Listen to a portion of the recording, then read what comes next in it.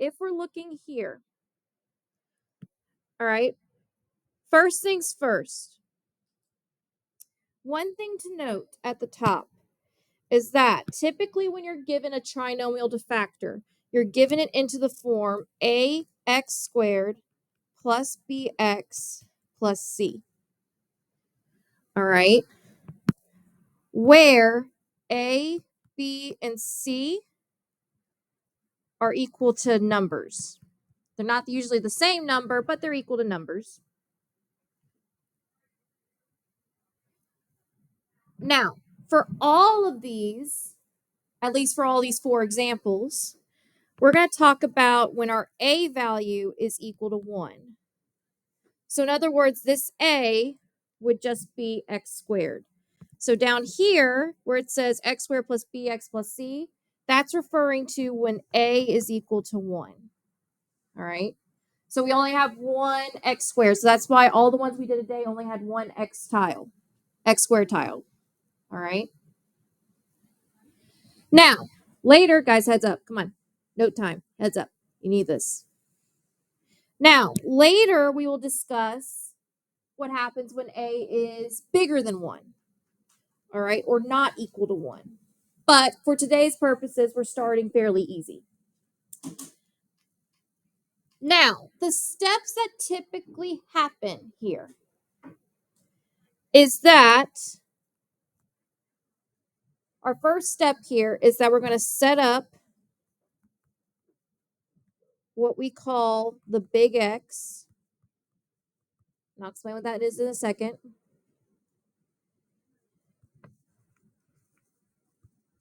And find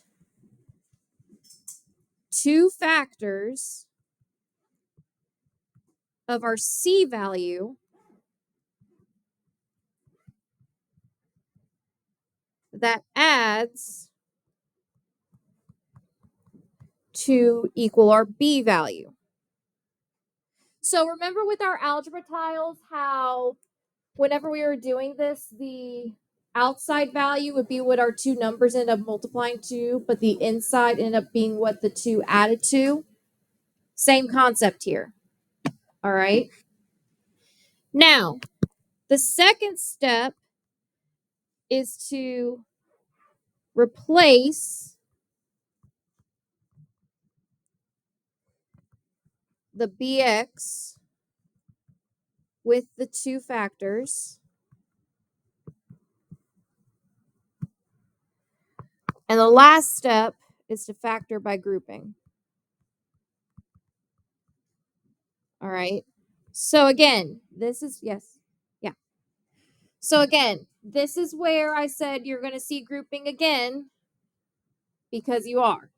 All right. It's going to be the main method that we're going to be using. So typically this is called the AC method, meaning you multiply A times C. Well, since A is 1, since 1 times anything is itself, we're only using the C value. All right. But just note that this is called the AC method.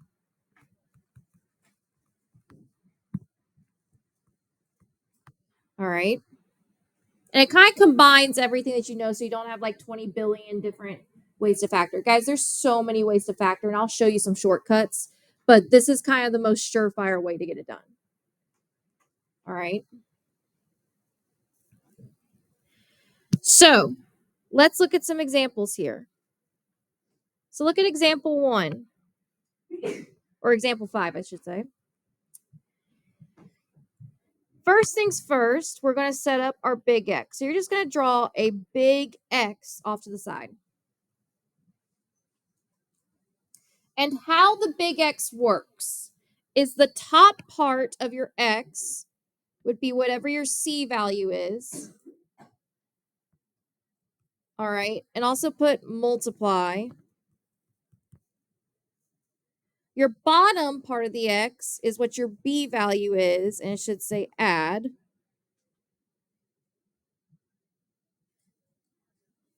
And then your 2 sides represent your factors. So this would be your first factor. This would be your second factor. Now, I typically put whatever the variable is, which in this case is x, just so I know that when we put it back into grouping, there will be x's there. All right. So I'm going to put a 1 in front of the x squared just so I know my a value is 1. And I'm going to label A, B, and C.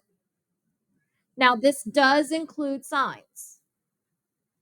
So what is my C value here? 18. What's my B value? 11. So we don't really care about the x, we just want the 11 part. Or 11x if you want to put it that way. Now, I now need to find two factors that will multiply to 18 and add to 11 at the same time. So we're going to make a list of factors for 18 and see which ones work. So someone tell me two numbers that'll multiply equal 18. 3 and 6. What's another one? 2 and 9. What's another one? There's one more.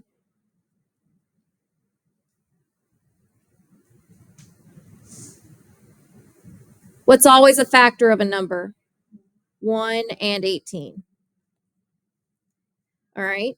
Now, those numbers all multiply to give me 18. Which set would add to give me 11? 2 and 9.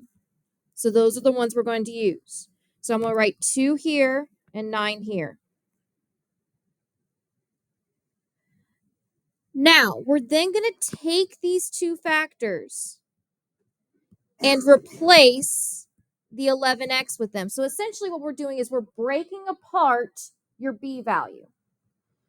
So this would now be x squared plus 2x plus 11x plus 18. And what does that look like? Not 11x, 9x, sorry. Plus 9x plus 18. So I took my two factors and I broke the 11x apart. We expanded it. Now, what type of problem does that look like to you now?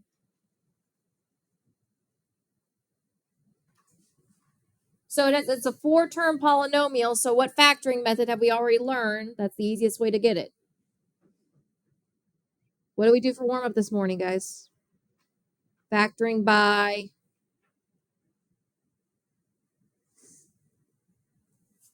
Come on, guys. What did we learn yesterday? Factoring by grouping. It's called grouping. Factoring by grouping. So we start by splitting apart my two terms. All right, so I have two groups. These two, this one and this one. So looking at my first group, between x squared and 2x, what do you think the GCF is? First off, is there a numerical GCF? So we have 1 and 2. Do 1 and 2 have a GCF between each other? Besides 1? Yes, no, maybe, possibly. All right, we're letting fate decide. All right, so Riley M., is there a numerical GCF? So the numbers for the first group are 1 and 2. Is there a GCF there besides 1?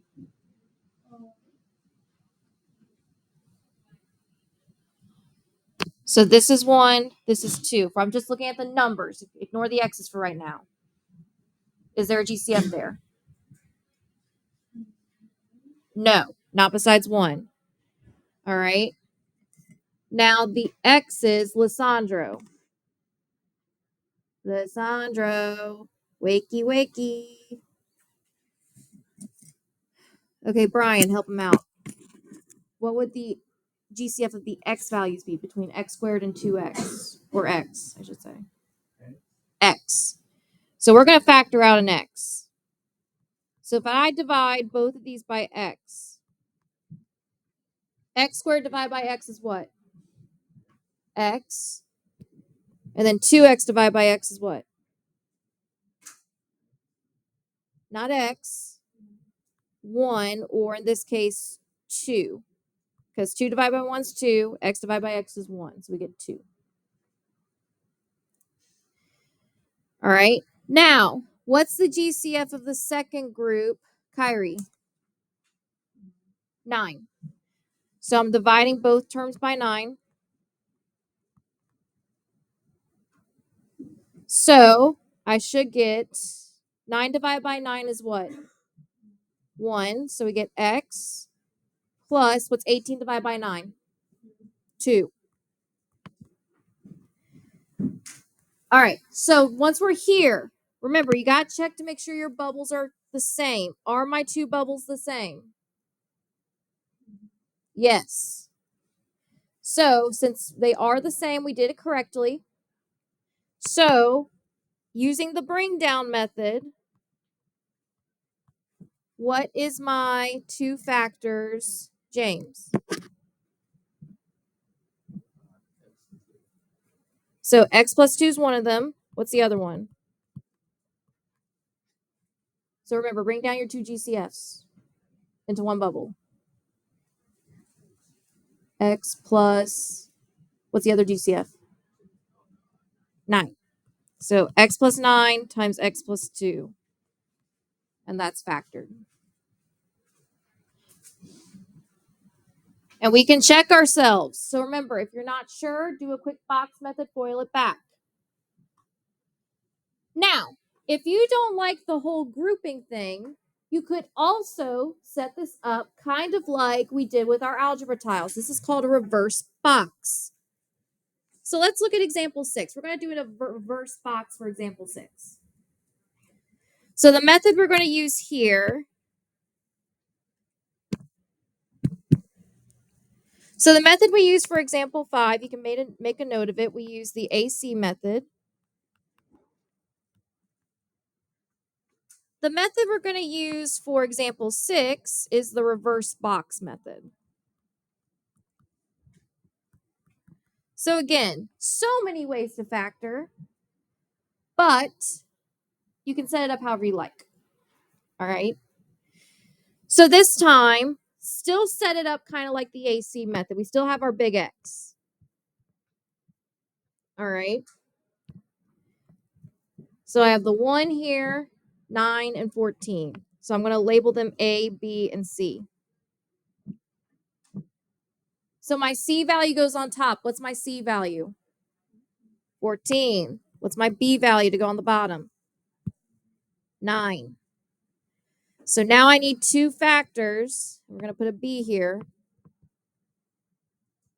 That would multiply to give me 14, but add to give me 9. All right. So let's make a list of the factors for 14. Someone name me one factor. 2 and 7. What's the other one? 1 and 14. Don't forget to list the 1 in the actual number itself, because sometimes that actually is the factors you end up using. So, which of those two sets would add up to give me 9? 2 and 7. So, here's how the reverse box works. Remember when we did box method for multiplying polynomials? All right, we would put our values on the side, and then our products would go in the middle. We're essentially doing what we did with the algebra tiles, and we're starting inside, working our way out. All right, so think about it. In the top right corner, or not the top right, the top left corner right here. When we were doing algebra tiles, what typically went in the top right, the top left corner? What tile? The squared. So, how did I write B here? It's M. So we're going to put the M squared here. What typically went in the bottom right corner here? What type of tiles?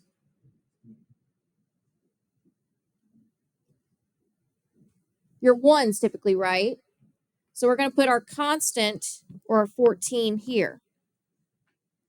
The other two tiles are meant for our two factors. So we're going to put, let's say, 2m here and 7m here. So it's almost like we're doing algebra tiles, but with just numbers. All right. So let's think about this for a second. Remember, we're trying to fill in these spaces here. All right. So we always start in the top left corner. So what times what would give me m squared? Be m. So if we did m times m, that gives us m squared. Now, m times what would give me 2m? 2. All right. And it's positive because there's no negatives here, so we're going to put a plus. Then m times what gives me 7m? 7. And it's still plus. And then to check ourselves, make sure we got the right numbers, 2 times 7 has to equal 14, which it does. And just like that, we have our two factors. So we just write it out as m plus 2, m plus 7. So that's kind of a more visual version of grouping. All right. If you like the reverse box method, that works too. All right. It basically does what we did over here with grouping, but a couple less steps. It's more of a visual. Does that make sense? Kind of, sort of, maybe? All right. Let's try another one. So I'm going to do this one with the AC method. All right. Now, something to note are the two signs right here. All right. Make sure you always include the signs when you're labeling ABC, when you're labeling your ABCs. All right. So this would be A, this would be B, this would be C. All right. Now, I'm going to draw my big X. What goes on top? 8. That's my C value. What goes on the bottom? -6. All right. So again, we need two factors of 8 that would add to -6. So let me ask you guys this. If we want to multiply to a positive number, but add to a negative number, what type of numbers do you think our two factors would be, positive or negative? Or both? So you want to multiply to a positive number, but add to a negative number. So think about your multiplication rules. Do you think your factors will be positive, negative, or both? Think back to our algebra tiles activity, the last one that we did. It was very similar to this one. What happened when we wanted a positive or yellow ones, but we had red X's?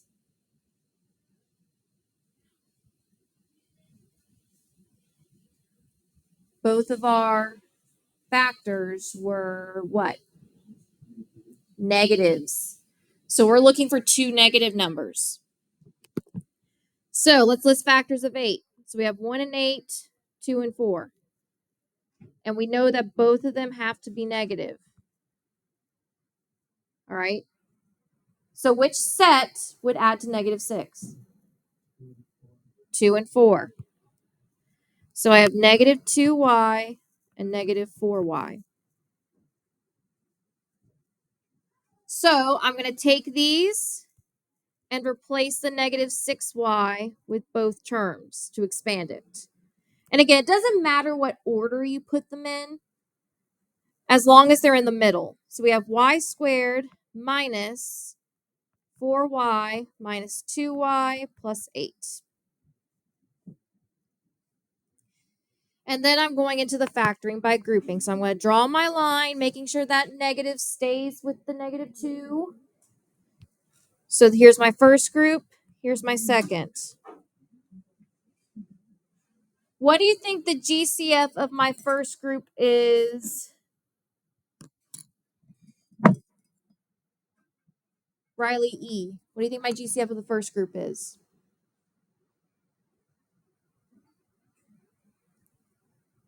So think about it. Numerically, are there a GCF between 1 and -4? What about your y's? Y squared and y. How many y's do they have in common? 1. So our GCF in this case, we'll say, is 1y. So if we divide both of these by 1y, we should get y minus 4. All right. Now, think about this carefully. What do you think my GCF is for the second group, Neely?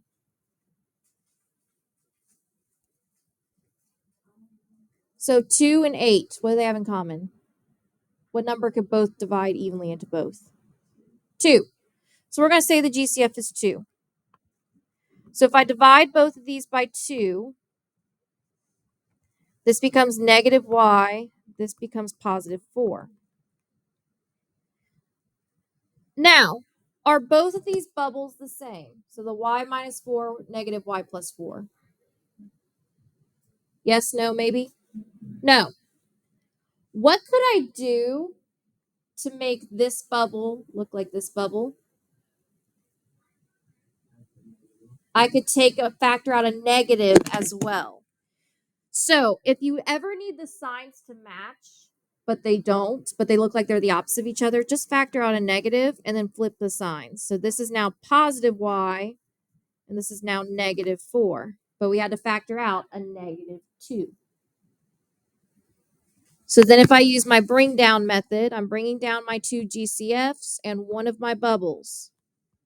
So my answer is what, Olivia?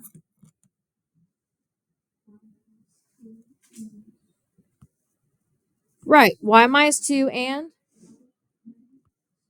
y minus 4. Good. And just like that, it's factored.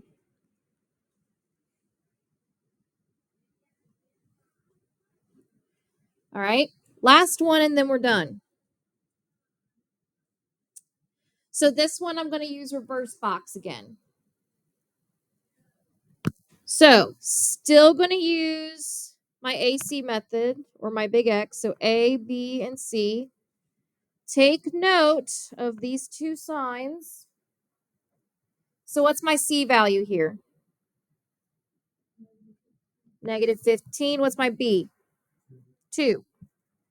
Now, if our B value is positive, but our C value is negative, what do you think the signs of my two factors will be? Not just negative, because remember, we wanted to multiply to -15. What's the only combination that always ends up in a negative number when you multiply? A positive and a negative. So we're actually subtracting the two factors now to get that B value. All right. Now, depending on what number is positive or negative, depends on the B value itself. Typically, if the B value is positive, that means the smaller number of the two is negative. If the B is negative, the bigger number of the two is negative. All right. So let's list some factors of 15 or -15. So just factors of 15, go. 1 and 15, 5 and 3. Which set could potentially subtract, because remember we want one positive, one negative, to give us 2? 5 and 3. Now, which number has to be negative, the 5 or the 3, if we want +2? The 3. So the 3 has to be negative here. So I get 5W and negative 3W. And then we're going to do our reverse box. So what value goes in the top left corner? What do we always start with in the corner? The squared. So W squared. What goes in the bottom right? The negative 15. And then we just put the 5W and the negative 3W. It doesn't matter where, but we put them in the two remaining boxes. And now we're going to find the rest of the factors. So again, always start in the top left corner. What times what will give you W squared? Say that one more time. W times W. So we have W and W. Now, what times W gives you 5W? 5, right? So that'll be a plus 5. What times W gives you negative 3W? Negative 3. So this will be minus 3.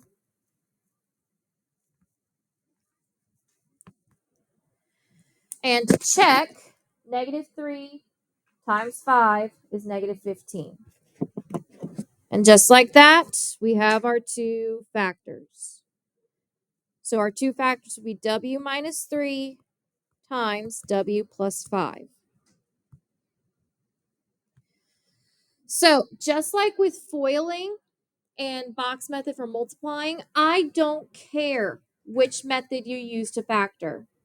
Pick whichever one you're most comfortable with. If you like the grouping method better, use the AC method. If you like the reverse box better, use that. All right? It doesn't matter. They all connect in some way. All right? Any questions on that? All right. So here's what's about to happen. So in about 5 minutes, the bell's going to ring. So if you're in 11th grade, you're going to your blitz. Everyone else is staying in here. So here's your guys' exit ticket for today. Go ahead and get that down. And then for the ones that they know are staying in here, make sure that foldable gets glued in your journal. You can work on Delta Math. There is a 7.4 Delta Math already posted. You should be able to do everything up until it says factoring where A is greater than 1. All right.